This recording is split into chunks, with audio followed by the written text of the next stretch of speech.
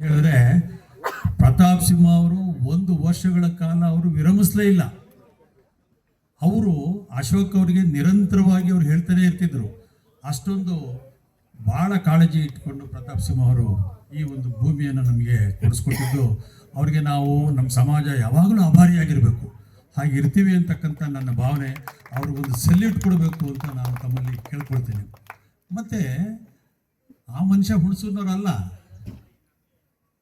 ಯಾವುದೋ ಜಿಲ್ಲೆಯವರು, ನಮ್ಮ ಜಿಲ್ಲೆಯವರು ಅಲ್ಲ, ಅಂಥವರು ಸಮಾಜ ದೃಷ್ಟಿಯಿಂದ ಸರ್ಕಾರದ ಮಟ್ಟದಲ್ಲಿ ನಿರಂತರವಾಗಿ ಹೋರಾಟ ಮಾಡಿ ಎಲ್ಲೂ ಕಾಣಿಸ್ಕೊಳ್ಳದೇ ರೀತಿಯಲ್ಲಿ, ನಂದು ಅಂತ ಎಲ್ಲೂ ಹೇಳ್ಕೊಳ್ದಿರೋ ರೀತಿಯಲ್ಲಿ, ನಾನು ಮಾಡಿದ್ದು ಅಂತ ಎಲ್ಲೂ ಹೇಳ್ಕೊಳ್ಳಿಲ್ಲ. ಅವರು ಈಗಲೂ ಹೇಳ್ಕೊಳ್ಳೋಕೆ ಇಷ್ಟಪಡೋದಿಲ್ಲ.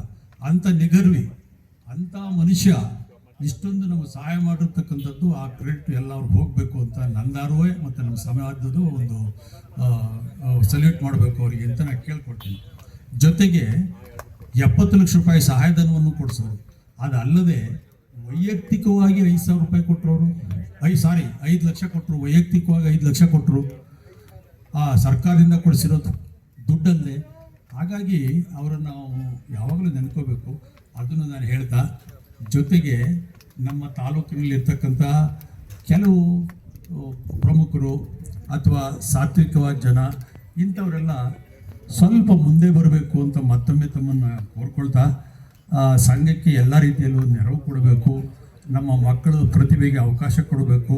ಜೊತೆಗೆ ನಮ್ಮ ತನವನ್ನು ಉಳಿಸ್ಕೊಳ್ಳೋದಕ್ಕೆ, ಸಮಾಜದ ತನವನ್ನು ಉಳಿಸ್ಕೊಳ್ಳೋದಕ್ಕೆ, ನಾವು ಯಾರಿಗೂ ಕಡಿಮೆ ಇಲ್ಲ ಅಂತ ನಾವು ಹೇಳ್ಕೊಳ್ಳೋದಕ್ಕೆ ನಾವು ಕಾರ್ಯರೂಪಕ್ಕೆ ತರಬೇಕೇ ಹೊರತು ಬರೀ ಹೇಳಿಕೆ ಮಾಡೋದ್ರಿಂದ ಏನೂ ಪ್ರಯೋಜನ ಇಲ್ಲ.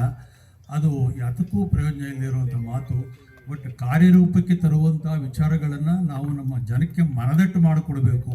ಮನದಟ್ಟು ಮಾಡಿಕೊಡುವಲ್ಲಿ ನಮ್ಮ ಸಂಘ ವಿಫಲವಾಗಿದೆ ಅಂತ ನಾನಾದರೂ ಸತ್ಯವಾಗಿ ಒಪ್ಪಿಕೊಳ್ಳುತ್ತೇನೆ. ಆ ಥರ ಆಗಬಾರ್ದು. ನಾವು ಪ್ರತಿಯೊಬ್ಬರ ಮನೆ ಬಾಗಿಲಿಗೆ ತೆರಳಿ ಅವರನ್ನು ಕನ್ವಿನ್ಸ್ ಮಾಡಿ ಅವರಿಂದ ನಾವು ಎಲ್ಲ ರೀತಿಯ ಸಹಕಾರವನ್ನು ಬಯಸಬೇಕು.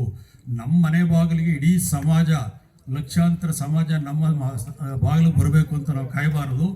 ನಾವು ಅವರ ಮನೆಯ ಬಾಗಿಲಿಗೆ ಹೋಗಬೇಕು ಅಂತಕ್ಕಂಥ ಒಂದು ಆಶಯವನ್ನು ವ್ಯಕ್ತಪಡಿಸ್ತಾ, ನಮ್ಮ ಸಮಾಜದ ಕಾರ್ಯಕ್ರಮಗಳು, ಇನ್ನಿತರೆ ಕಾರ್ಯಕ್ರಮಗಳು ಇವೆಲ್ಲ ಚೆನ್ನಾಗಿ ನಡಿಬೇಕು ಅಂತ ಹೇಳ್ಬಿಟ್ಟು ತಮ್ಮಲ್ಲಿ ಕೇಳ್ಕೊಳ್ತಾ ಈ ಒಂದೆರಡು ಮಾತಾಡೋದಕ್ಕೆ ಅವಕಾಶ ಕೊಟ್ಟು